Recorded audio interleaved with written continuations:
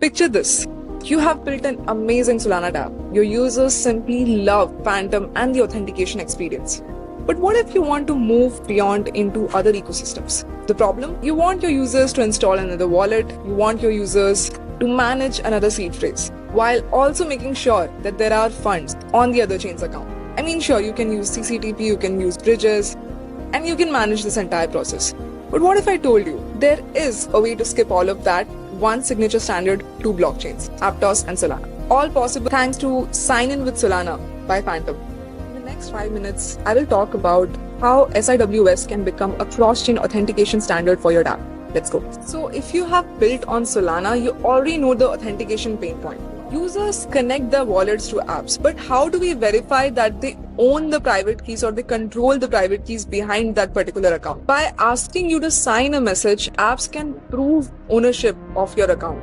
But at the same time, we end up with apps having different experiences here. But as you can see on the screen, different apps can request the signature in different formats, and that is where we need standardization, something like Sign In with Solana.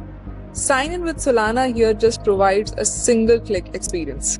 But how does this even work? In this case, a standard SIWS message is constructed, which accounts for your app's domain, chain ID, timestamp, and nonce. The user signs with any of their Solana wallets, Phantom, Backpack, Solfair, whatever they use. And the signature verification is done through a standard ED25519. And as you can see in this particular screen, right, the sign-in process allows you to understand advanced details about what are you even signing. A massive UX improvement over how things have worked in this industry. And I'm definitely not signing this particular message. So why does this matter? Well, for one, we are able to prove authentication in a standardized signing manner. It is a massive UX improvement for new users to understand the transactions that they are making on chain. And also because of the signature scheme structure, the authentication flow can actually be decoupled from the chain, meaning that it's chain agnostic. The signature can authenticate on any blockchain that understands ED25519. And that's a game changer for all of you Solana builders, because your same SIWS signature can now authenticate on Aptos. Exchange account authentication with Sign In with Solana is now live. Solana accounts can create Aptos transactions, authenticate, and execute them directly on the Aptos blockchain. Here's a look at the specification where we are passing address, which is Solana's base 58 public key, domain, because these are domain specific messages that we are signing, nonce, which is our transaction digest, and since this transaction digest is unique, you can just pass it as a nonce, and a statement, approve this particular function transaction on the Aptos blockchain, mainnet, testnet, whatever it is, which will generate a signature of this message. And then we have smart contracts in place, which can allow you to submit this transaction. Now it's time for a very, very quick demo to understand what's actually happening behind the scene. So if you look at this demo, we have this example Sol DAA wallet, which has this particular address. But when we go ahead and actually connect this, it has been converted into an Aptos account with a different address, as you can see. We're currently on the DevNet, and now the Solana account, it will not have APT in it, right? In order to allow it to execute transactions, we need to basically add a sponsor account. And in this case, this is our gas fee sponsor. So we can go ahead and fund our sponsor with one APT. And as you can see, one APT has been added, balance has been modified. And here are 3 different ways of implementing this. This is actually a demo which I have poked from Logan GitHub, another legend DevRel on our team, who has worked on this on the ETH side, and this is the Solana side.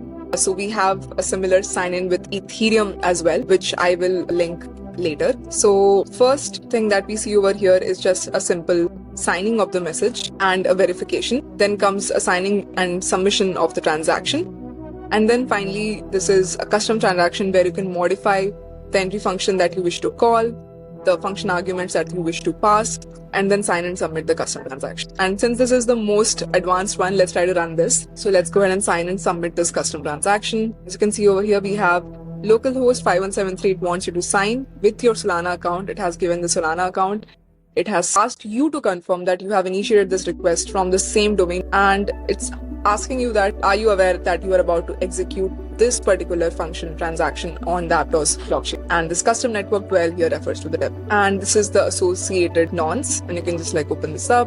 I'm just gonna go ahead and confirm this. We're just confirming this transaction, and that's right. Our transaction is successfully executed with this particular hash. So we are using Solana's key pair to actually derive an Aptos address, and post that whenever we end up signing anything through the Phantom wallet, we get a signature which is interpreted correctly by our wallet adapter pack. So you just need to install this particular Aptos wallet adapter package. To install the derived wallet Solana package, it would be derived wallet Ethereum if you want to do the same thing on Ethereum. Import the automatic detection function, which is the setup automatic Solana wallet derivation, which is basically how it derives an Aptos wallet from the Solana wallet.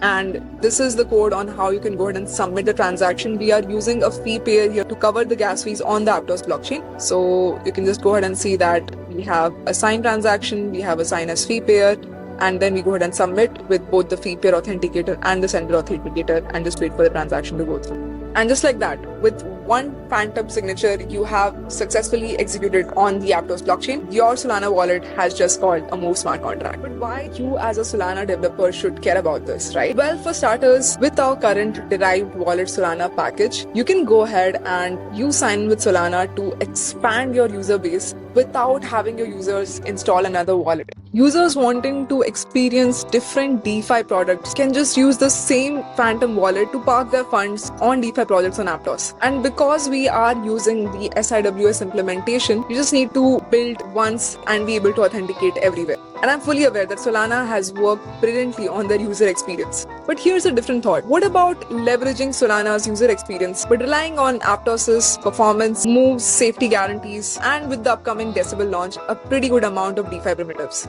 Quick pause. If you're getting value from this technical breakdown, please do interact with this tweet, share it with your Web3 dev friends. I keep putting out content on smart contracts, integrations, all things Web3. Now back to the demo. All of the code for the demo can be found here on ChainX Sol example. Also go ahead and check out Logan's ChainX ETH example to do the same thing on Ethereum. See you on chain, whether it's Aptos or Solana.